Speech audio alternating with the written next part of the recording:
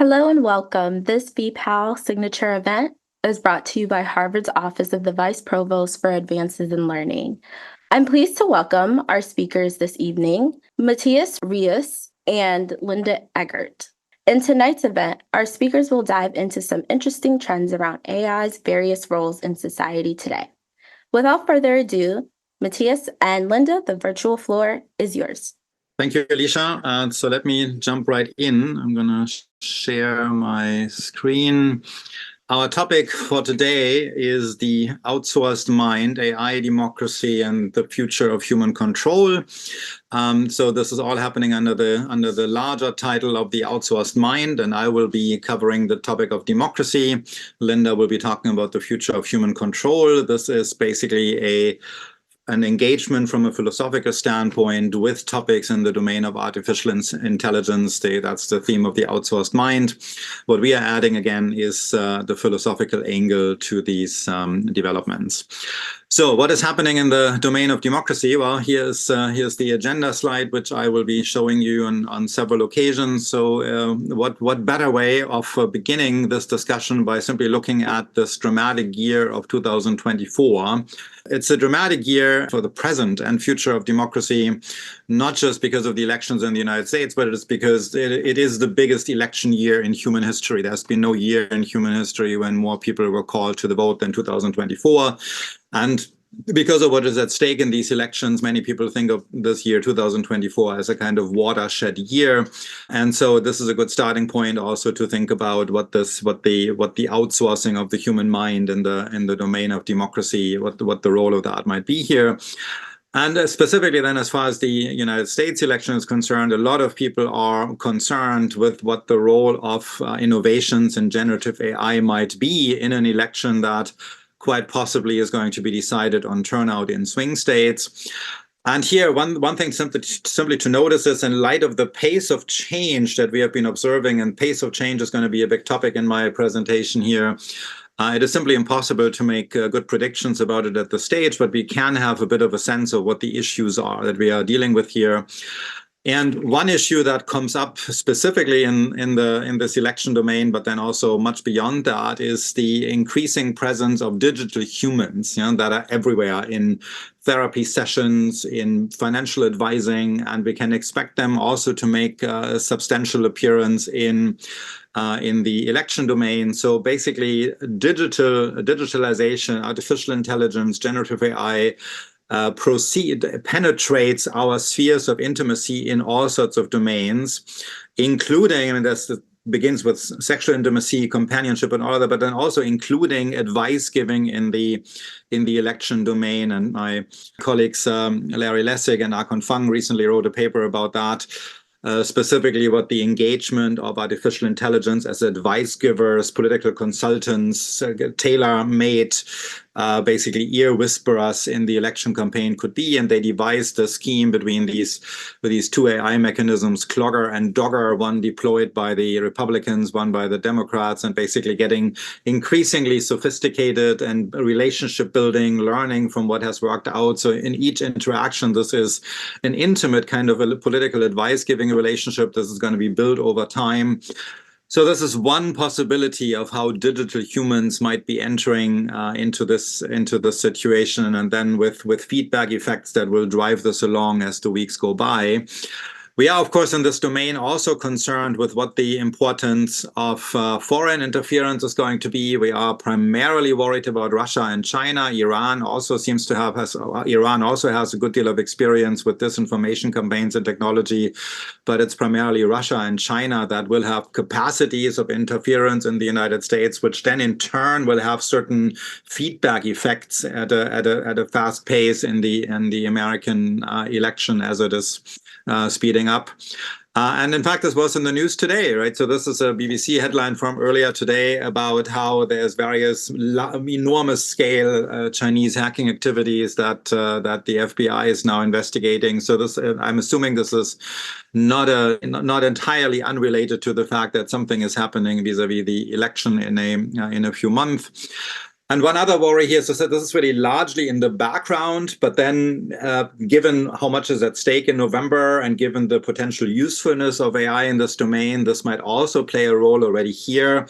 What's going to happen if these large language models are getting much better at communicating with each other? So what we have here basically with the large language models, things like ChatGPT, is we have an AI taking charge of the whole body of human language productions. Everything that's been written, all of human text has been basically taken over by artificial intelligence. And that is a massive step. I think what we have seen in the last year has been a massive step into whatever the future will be. But what they're not quite doing yet is to be sophisticated in domain-specific ways and basically have conversations among these language mastering AI. So that's going to be, I think, one of the next big things, and it might already play a major role when it comes to the election. So that's roughly what the kind of ongoing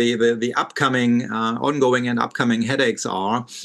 I already talked about the pace of change, or the pace of change might accelerate quite substantially this year. But the larger point to make here is the pace of change has been breathtaking in highly nonlinear ways for roughly the last 15 years. So that has something to do with simply the availability of powerful computers. It has a lot to do with the availability of a humongous amount of training data on the internet, especially images. And then also just a lot of conceptual breakthroughs in programming that have created ever more sophisticated software. And then it was not even 2 years ago when we had this eruption when Blake Lemoine, a Google engineer, came with this announcement that he thinks as he is engaging with this particular language model here, he thinks he is engaging with a person. He thinks he is engaging with a consciousness there. So that was not even 2 years ago. And the point about this is not so much whether he's right about that, but this is an indication of the times. Right? This really couldn't have happened much before June 2022, that somebody with a substantial standing in the field would basically stake his future as a professional on making this claim, and then he was promptly fired. But it's mostly interesting for the fact that it's happening, that somebody of this in this line of work would actually do that. Notice very scary things, right? As we are going through this acceleration, there's this constant background humming about how AI might just destroy us, and this is the worries are coming not from gloomy philosophers, but the worries are actually coming from people in the industry. And so if you look at surveys there, this is absolutely flabbergasting. They always tend to, it's roughly 6% on average in these surveys among people who are producing AI. The probability that they think that AI is going to lead to an extinction level event among humans is something like 6%. These are the people who are building it. And imagine, Boeing has been in the news quite a bit in recent times. In fact, Boeing was in the news earlier today. They're doing a major reshuffling. Imagine Dave Calhoun, instead of stepping aside, saying, well, roughly speaking, it's going to be 6% that these planes are going to come down, and it's way less than that, obviously, anyway. It's way less than 6%, but we would never be putting up with anything like that when it comes to air traffic. But our current reality is that we are trusting the future of technology to people who collectively think there is a somewhat high single digit but noticeable single digit probability that this will lead to extinction. The Great Awakening very much happened last year. Stuart Russell, famous computer scientist at Berkeley, said this was when humanity went back to the office and came back to the office and took this threat seriously of an erupting AI. So what happened last year? Well, ChatGPT happened. It's roughly a year now that we have been living with ChatGPT. Midjourney came pretty quickly, the image generating counterpart to ChatGPT. So Midjourney, whoever hadn't known about Midjourney quickly got to know about Midjourney when we saw these images of the Pope with a puff jacket, right? Which is nothing profound about this, but it just tells you the photorealistic reality of something that has never existed. That's what Midjourney does. You would know. I mean, this has also been circulating. There's a whole thing out there now, kind of Trump getting arrested. Mid-journey activities. Obviously the Pope. This was more believable because it was an ordinary day scene that could just have happened. Most people would have learned about this in some other ways, but you can see the enormous quality of these productions here. And of course, we are already beyond image creation. Now we have Sora, which is creating video from text. So again, the pace of change is flabbergasting. Ray Kurzweil, one of the experts in the field who has been predicting that there would be a singularity coming up. Singularity is Near is a book from a number of years ago. He has a new one coming out. I'm not sure whether that's available yet, but the singularity is Nearer is the new one. And if he is asked to date it, he would say it's going to happen in 2029. So think carefully about what you will be doing in 2029. Singularity means intelligence explosion. So that will be the year when humans will manage to create a general artificial intelligence that broadly outdoes us. And if we can do that, then it can do that, can create something that broadly outdoes it, and so on. So there's interesting conceptual challenges about all of this, but just to give you a bit of a sense of what's happening in the field. So also in terms of, again, pace of change. NVIDIA just came out, this was just last week, came out with a new chip, which it says can do some tasks 30 times faster than its predecessor. So it is absolutely breathtaking. Humanity having come to its office, back to the office, fortunately also means there's a lot of political attention to this. So there is a flurry of international summits around this, and that is just genuinely a good thing. So this wake-up call, the Great Awakening, has really been happening. That's definitely much good news here. One important theme coming in here from the philosophy of technology as we think about democracy and the interactions between AI and democracy is this theme of the materiality of democracy. So the point is this: a lot of people have generally a somewhat naive understanding of how technology engages with human life. They think technology is just a bunch of tools. We can use them, we can put them aside. It's discretionary, right? So we are who we are without technology, and we occasionally use technology. And a major lesson, a major message from the philosophy of technology is that is wrong-minded anyway. The technology is always constitutive of who we are as humans, as individuals, as humanity collectively. And that is also true for our political system. So the keyword, this theme, the materiality of democracy captures that.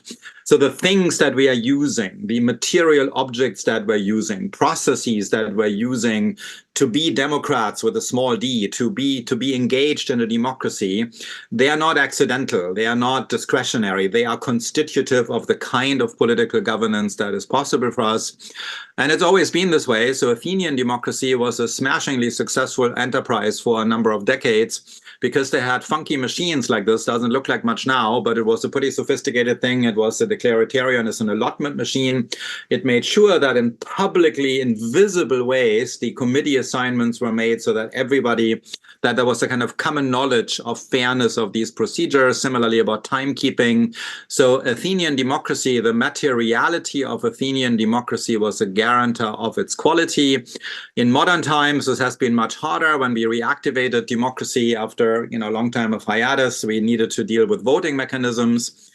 They are called ballots for a reason, right? They actually were little ballots a while ago, and then we phased in paper ballots that came with all sorts of headaches at a time when hardly anybody could read, and they had to bring their own paper. It was printed in newspapers, and eventually we got what's called the Australian ballot, where it's basically printed and you go into a cabin and you do the secret levels of process. But the point is, again, materiality of democracy, right? So the things, the systems, the processes in the background, they give you a certain quality of governance or they don't. So in the United States, this has been a challenge, right? Voting mechanisms, the materiality of democracy for various reasons has been difficult in the United States. And that is why these voter fraud accusations, they were speaking to a particular status quo in the materiality of democracy. They could stick because the materiality of democracy in the United States is a certain way. Yeah, so whatever will come next, and again, the pace of change is such that it will be too daring to make concrete predictions. Whatever is going to come next, however However, AI is entering the democratic decision-making, will change the materiality of our decision-making. It will be profound. It will change how we do things together in a governance system. Also important to understand there, as we think about the race between democracies and autocracies, who is doing better, who's more appealing. It is decidedly not the case, even though there are periods of optimism when this comes out as a kind of mantra, that technology and democracy are natural allies. So that would suggest that the more technology, the more democracy, and we have democracy, let's bring in more technology. So there is a good, strong correlation between democracy and technology. That is decidedly not so. So what we do find is autocracies with established bureaucracies benefit from technological advances to keep democracy movements at bay. So again, autocracy plus functioning democracy, functioning bureaucracy creates a situation where participation of the population is really just not much needed, right? And becomes more sophisticated through technology. And what that means is where technology is not already firmly established, technological advances might well actually not only not help, but they might go the other way.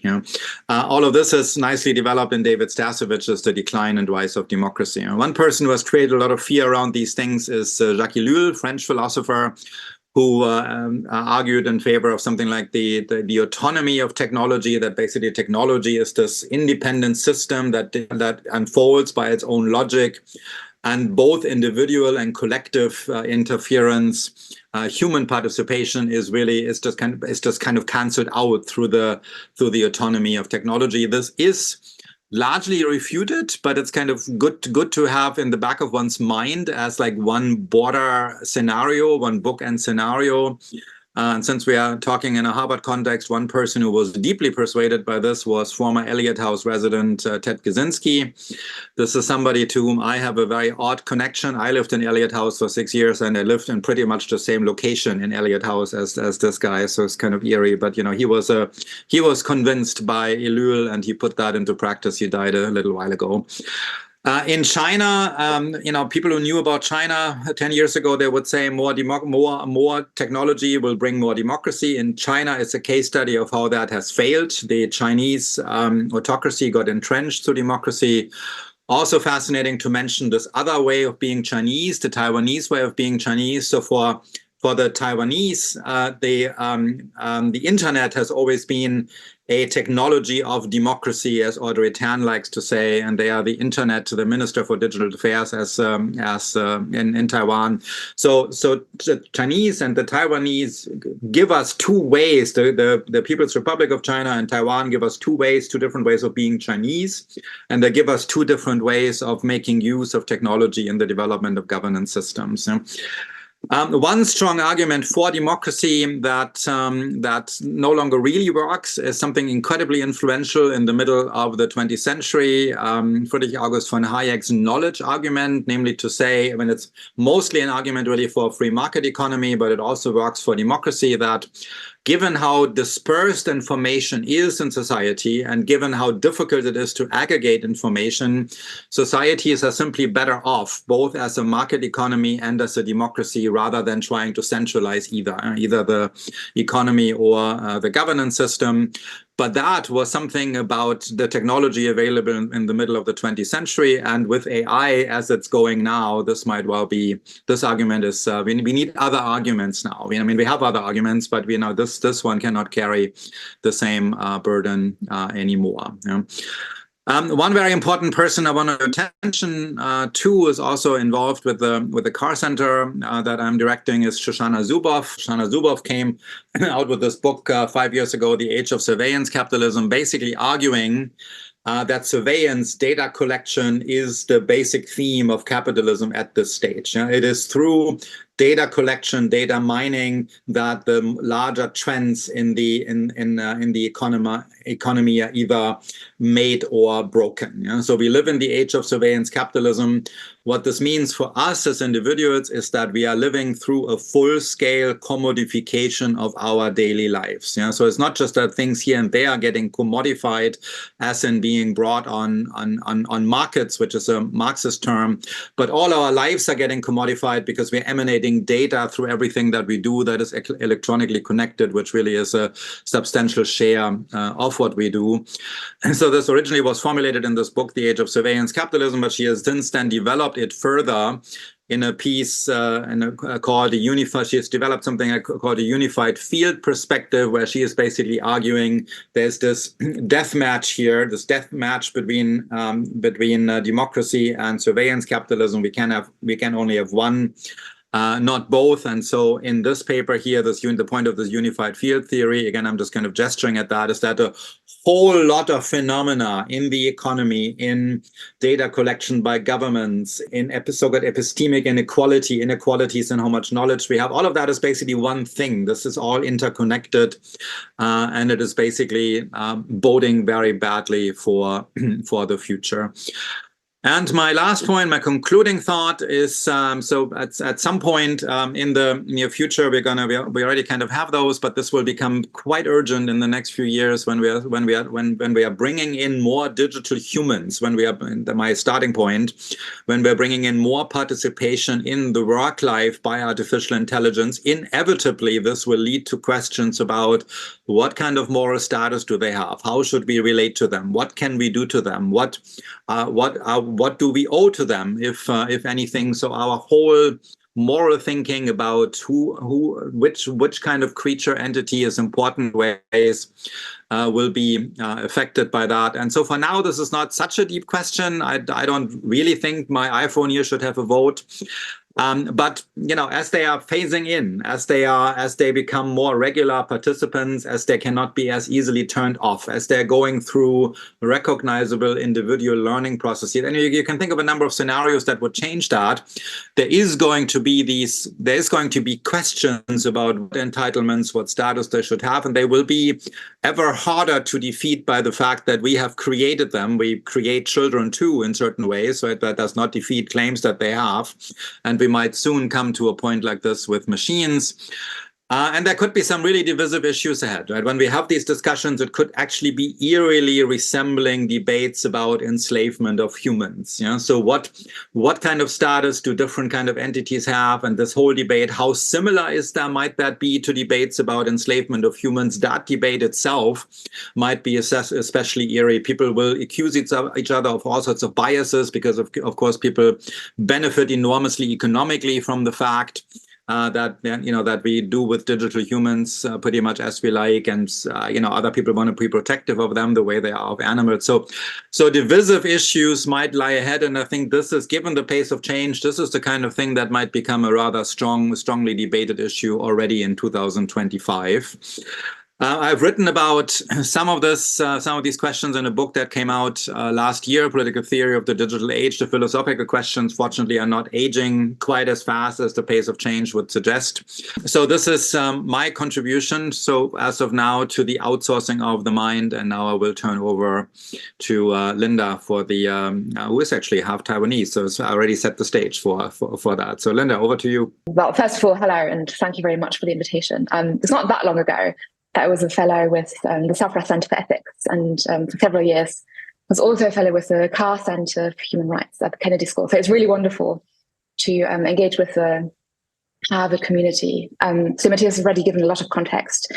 Perhaps for additional context, I should say I'm not a philosopher of technology or an AI ethicist. My background is in moral and political philosophy, and I specialize in ethics. And really, the capacity in which I've become preoccupied with AI is very much the same in which many of us in the academy, I think, try to be responsive to really major challenges that confront humanity. And as Matthias mentioned, we chose the topic of today's session in part because I think we're both interested in different ways in better understanding and maybe hopefully showing how philosophy can be useful and what sort of role philosophy might play as we grapple with some of the big issues of our time. And so for the second half, our focus will be on how we should understand prominent worries related to the notion and the value of human control. And my aim isn't actually necessarily to convince anyone of anything, but rather to raise certain critical questions as really food for thought. And the first thing I want to highlight actually has to do with our approach to philosophy and ethics in particular, and how that bears on how we might think about AI and the significance of human control and decision making. And I think this matters in part because a lot of Silicon Valley is dominated by a broadly utilitarian mindset that basically treats ethics not unlike a technical engineering challenge. And it's based on the assumption that our aim should be to optimize. And I'm hardly the first person to point out that not everything important can be quantified and optimized. And so some of the things that I'll focus on are based on the assumption that ethics isn't about identifying some end towards which to optimize, but rather about how we treat each other, including when we think about human control. And I think AI ethics as an emerging topic really shouldn't be an exception. So with that, I want to raise some questions that rise as we think about the future and the significance of human control. So I'll focus broadly on the notion of meaningful human control, which is particularly prominent in the context of lethal autonomous weapon systems. And I'll make one suggestion towards the end about the so-called right to a human decision. And since this is where the stakes are particularly high, let's start by considering lethal autonomous weapon systems, which are broadly defined in the mainstream as weapon systems that basically use AI to identify, select, and engage targets without human intervention. Now, besides a bunch of risks, like increased risks to peace and international stability, three key ethical concerns that often come up are first, that autonomous weapon systems might not be able to comply with the laws of war, that is international humanitarian law. Second, that it'll be extremely difficult to hold anyone meaningfully responsible for harms caused by autonomous weapon systems. And third, that delegating life and death decisions away from humans to AI would inevitably violate human rights and dignity. In fact, these were among the original set of concerns highlighted in Christoph Haynes's very influential 2013 report on lethal autonomous robotics and the protection of life. So at the time, Haynes was the UN Special Rapporteur on extrajudicial summary or arbitrary executions.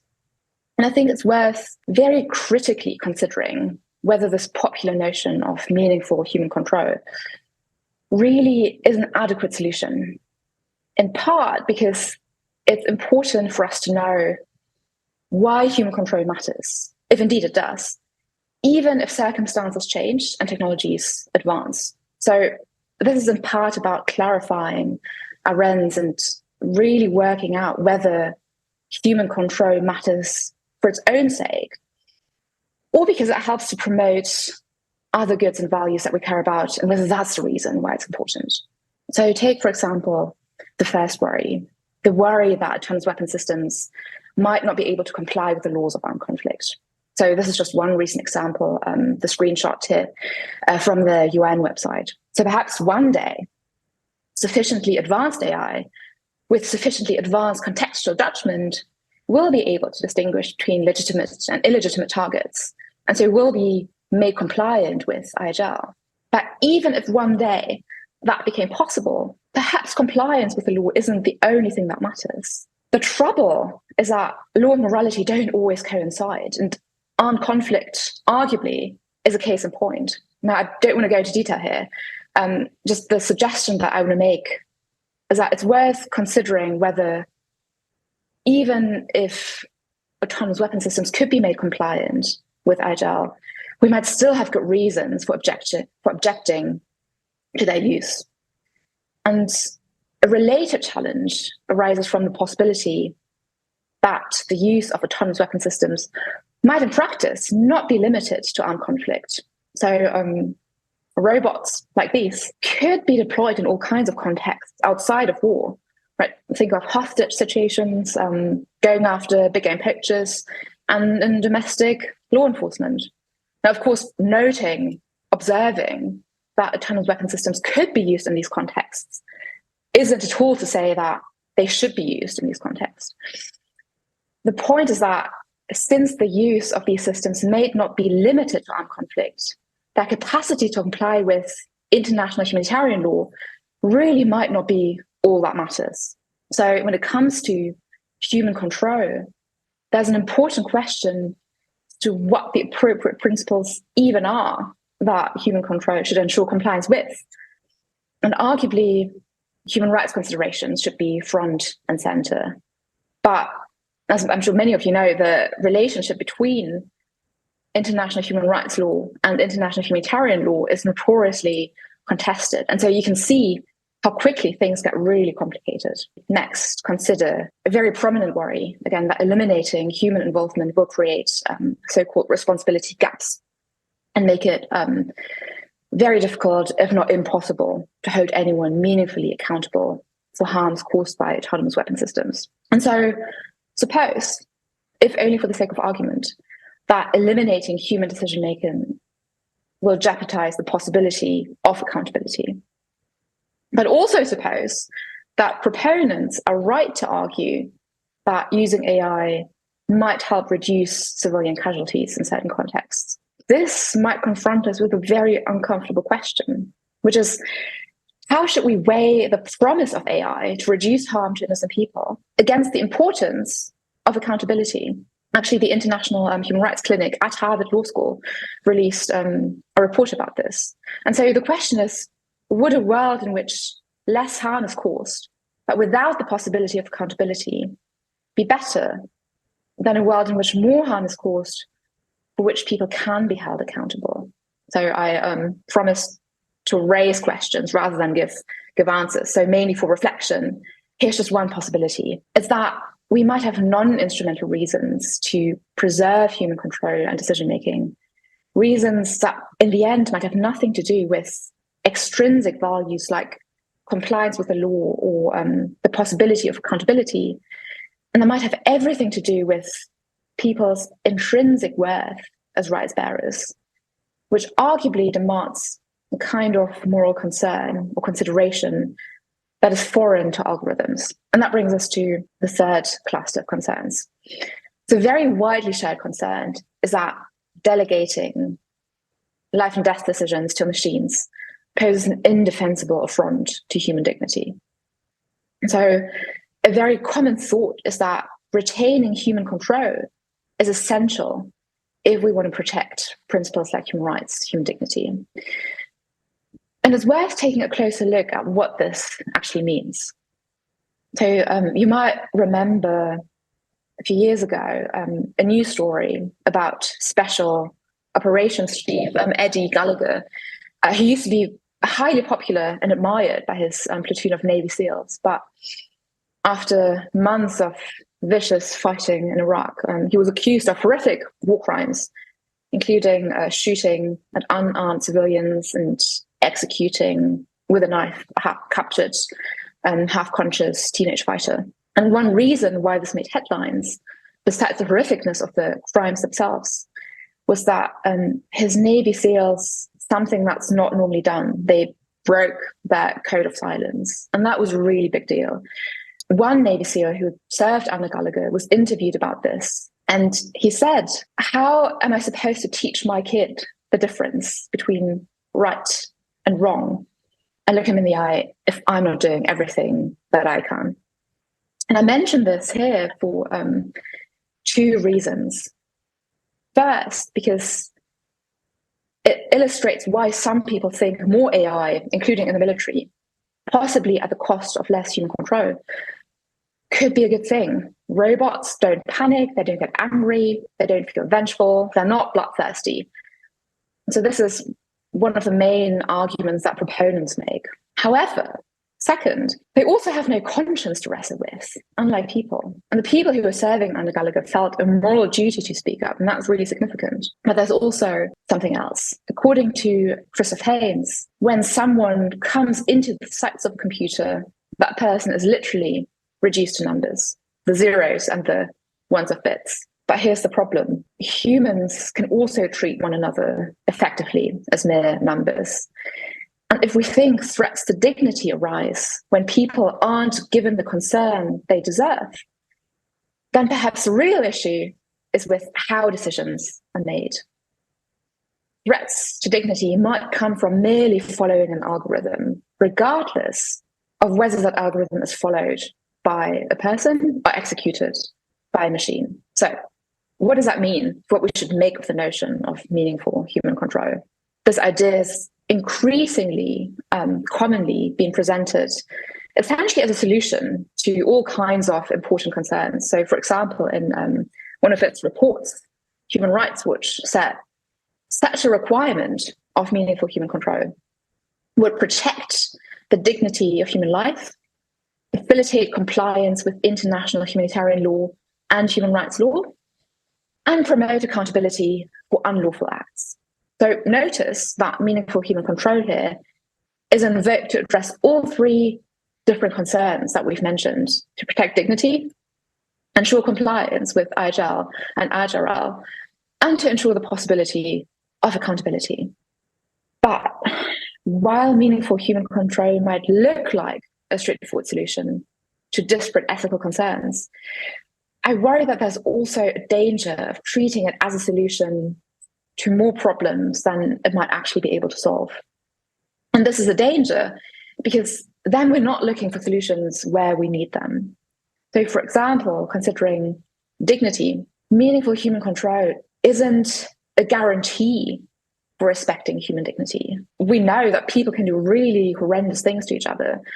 And arguably, whether dignity is respected depends on how decisions are made, not just whether they're made by a person or whether they're automated. Recall that people can follow, execute algorithms just like machines can. Second, considering compliance with the law, it's true that meaningful human control might, in effect, help ensure compliance with relevant principles. But as we saw, there's also an open question as to what the appropriate principles are with which human control should ensure compliance in the first place. But you'll have noticed that here, Human Rights Watch mentions both IHL and IHRL. But you'll remember the earlier points that the relationship is notoriously contested. And concerns about possible uses of autonomous weapon systems outside of armed conflict might become increasingly relevant. And there's also divergences between the law and morality, as I mentioned. Finally, considering accountability, this, I think, is where human control seems most promising as a solution, because human control might provide a basis on which to hold human agents, those who had control, accountable. Now, this isn't normally spelled out in precisely this way, but I think it's plausible to think that human control could allow us to categorize harms wrongfully inflicted by autonomous systems as human emissions to prevent such harms. Now, the difficulty is that this presupposes that people are in control and able to intervene to prevent harms that might otherwise be caused.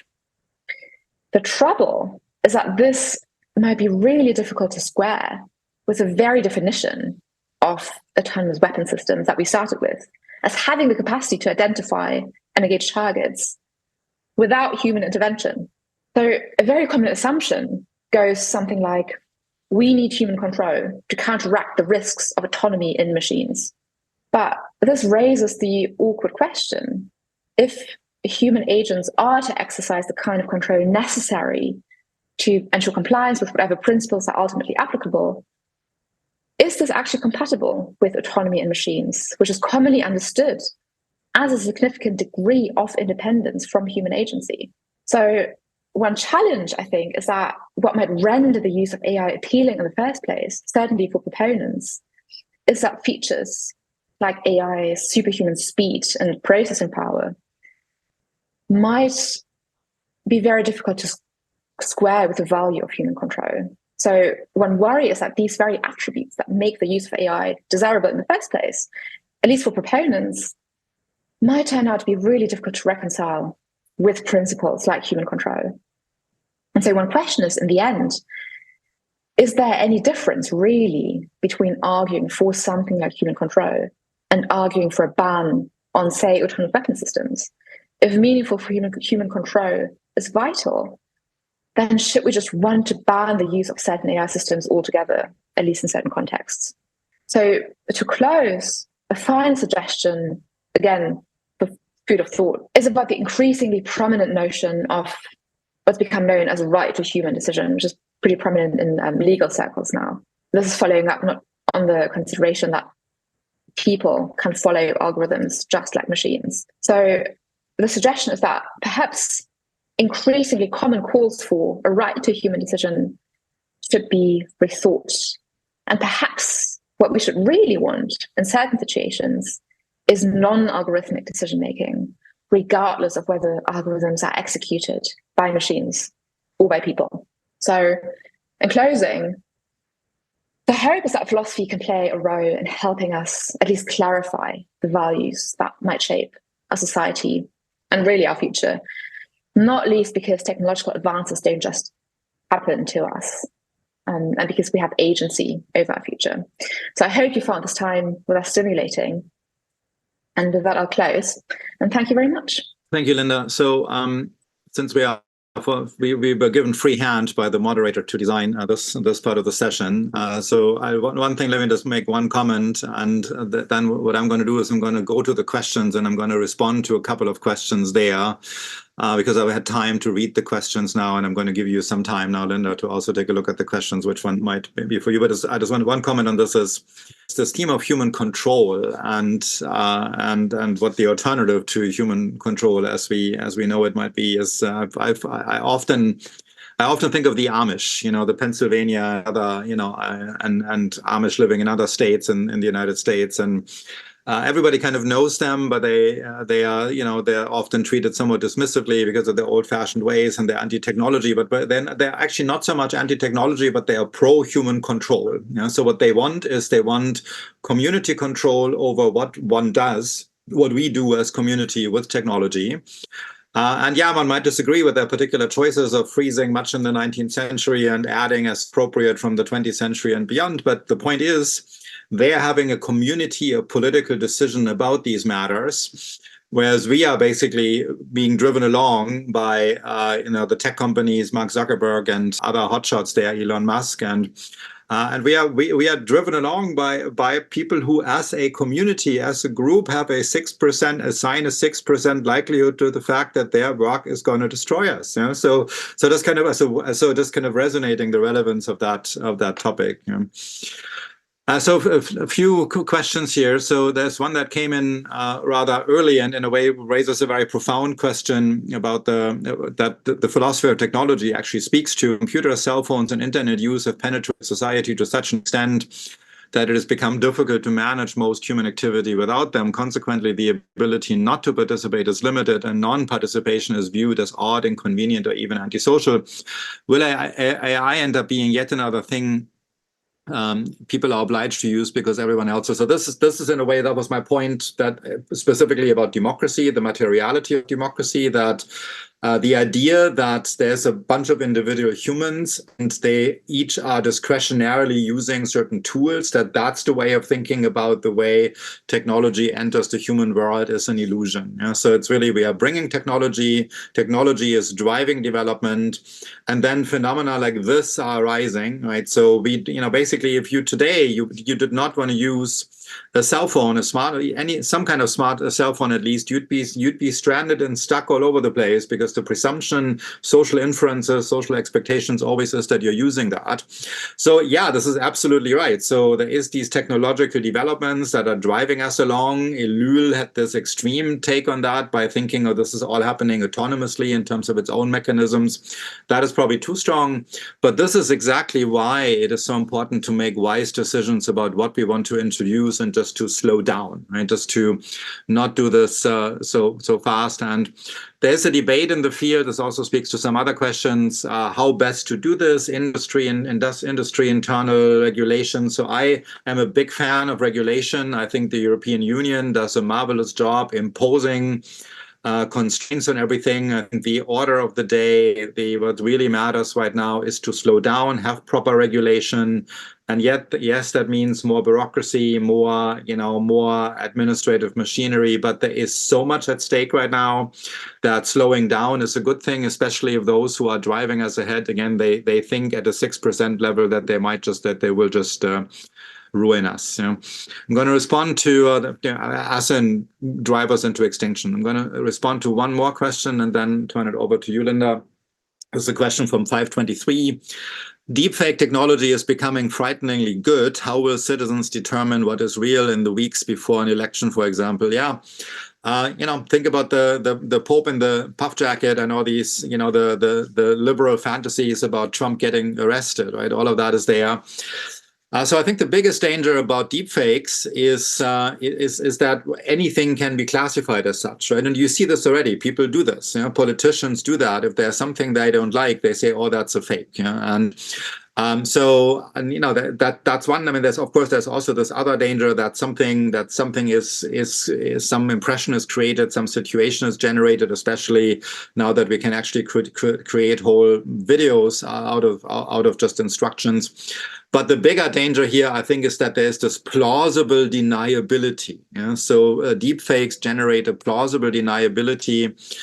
And this, in a larger scheme of things, on epistemic ground, how do we have reliable knowledge is actually quite fascinating, because we never really, in history, we never really had reliable knowledge at all. Right? The photography and videography in particular, which was kind of the stream of photos, created reliable knowledge that you actually could see something the way somebody else saw it without interpretation through painting and writing and things like that, right? So videography did that. But this is really a minuscule moment in human history that we had reliable videography. And this minuscule moment in human history where through reliable videography, we had reliable conveyance of information about situations where you were not personally present, that is now going away. And that we are moving into a future where this sort of epistemic backstop, as one might call that, is no longer available. So I think this is pretty dramatic, and it is especially dramatic in this big time election year 2024. Linda? Thank you. Okay, I've had some time to look through some of the questions. I'll try to take them in reverse order. So one of the most recent ones is, can you explain how non-algorithmic decision-making would work? And I think that's a really important question. And it might really depend on the context, what matters, right? So there might be some context where algorithmic decision-making is no problem at all. So think about, people following a recipe to make food. I'm in the US right now, and I saw that there's it looks like burger restaurants where there's like some kind of burger making robot. And so in that kind of context, algorithmic decision-making might not be a problem at all. There are other contexts where the very challenge of working out what considerations matter and how much weight to ascribe to different considerations is going to be absolutely essential. And that's where I think algorithmic decision-making will be much, much more challenging to justify. So think about the criminal justice context, for example. So some people think about to what extent AI might be used to assist or potentially replace human judges. But you might think that in certain contexts, it's really important to know for a decision maker what it's like to be a human. So think about, values like empathy and mercy, for example. And so in those contexts, non-algorithmic decision-making would involve working out what factors are relevant to begin with, and then assessing how to weigh the importance of various factors, and then arrive at some kind of decision, which is really hard to do algorithmically. But again, it might depend on what kind of domain we're concerned with. Then there are a couple of questions about the relationship between human control, dignity, and really important life-affecting, potentially life and death decisions. So I'll try to group them together. So one question is, what exactly is meant by human control? And should we distinguish various forms of, various degrees of control? And people try to do that. So there's various different terms that people use for this. So there's a distinction between humans being in the loop or on the loop or out of the loop. Some people worry that this is already becoming outdated. Some people try to distinguish between a macro level and a micro level, where, for example, human programmers tell a system, how to, say, select and identify targets, and then at a micro level, that system selects certain targets. So Alex Leveringhouse, for example, has written about this. So yes, of course, there are analyses, but it's very often the very question of what constitutes meaningful control is both open and debated.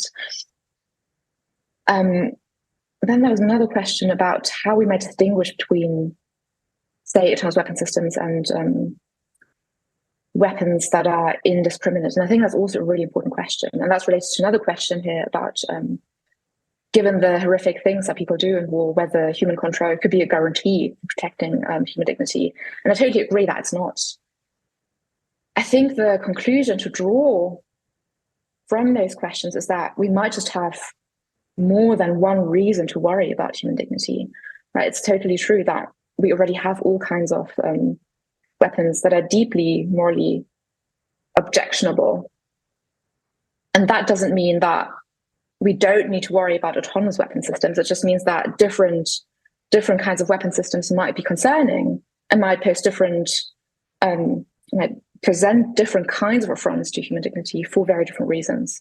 A couple of questions here that I'd like to speak to, and then I'm going to give the last word to you, and then you can see us off in the end. So one question is, can AI be programmed to make ethical decisions similar to humans in these sectors, so various sectors mentioned earlier then? So generally, what can AI do by way of helping us with ethical decision making? So I currently teach a class in the Kennedy School on moral leadership, ethics in public life. And I'm not actively integrating AI programming for assistance in these decisions, but I have seen people do it, and I have myself kind of looked into how to do that. So basically deploy ChatGPT, the large language mechanism program models for ethical decision making. And as in many other cases of dealing with these programs, I have been flabbergasted with the quality of the outcome. But I will also say it is uneven. So this phenomenon of hallucinations also happens in complex analyses, so in moral analyses. So sometimes when it was right, so when I thought this was one of the plausible things one could have done here, then what it did was really impressive. But when it was off, it was genuinely off. And so what I'm learning from this is this might sound like an odd thought when you hear it first, but it kind of has grown on me. I actually think so people roughly who are, roughly my station in life are actually the best users of these devices right now, right? Of ChatGPT and Claude, because we have gone through a whole educational process and gotten quite far in that educational domain, just analogly on our own with whatever devices there were before, which means we can actually be in a decent position to judge what these machines do. And then this is genuinely helpful. So it comes in, it really allows you to do all sorts of things, but because, if you can judge it well, it allows you to get to things much faster than you could on your own, but you still know what is going on. And of course, then there's this danger if we are turning over a lot of education of younger people to these things, then in a way the dominance of technology especially then in decision making will be much stronger, and that worries me. So we should really find ways of keeping focused our educational efforts on making sure humans can still judge, especially in the domain of ethical and also judicial analysis. And the last question I'm going to answer is the one: do you see AI as more helpful or harmful in the pursuit of human equity and equality? So here I would say right now, so 2024 is a watershed year in so many ways, right? It's about the election, but it's also, what's happening with AI. And I think, generally, I think human use of technology is kind of, we are at a watershed moment. It's not just this year. We still can create an amazingly bright future with technology. So if you had to pick any time in human history to be alive, roughly now would not be a bad time because there's so much potential. But there is also, kind of excesses in industry, bad actors, autocratic regimes hijacking these technologies. That is the negative potential.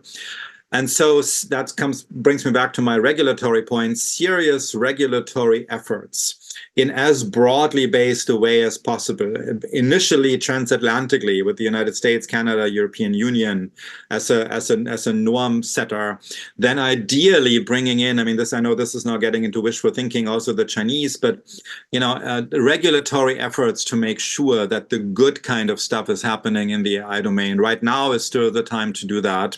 But who knows how much longer that still will be possible. Yeah. Thanks. And this is the last question. I'll answer a very general one. This is the question that I think first came in very early in the session, which is how can we ensure the increasing adoption of AI reinforces rather than compromises democratic principles?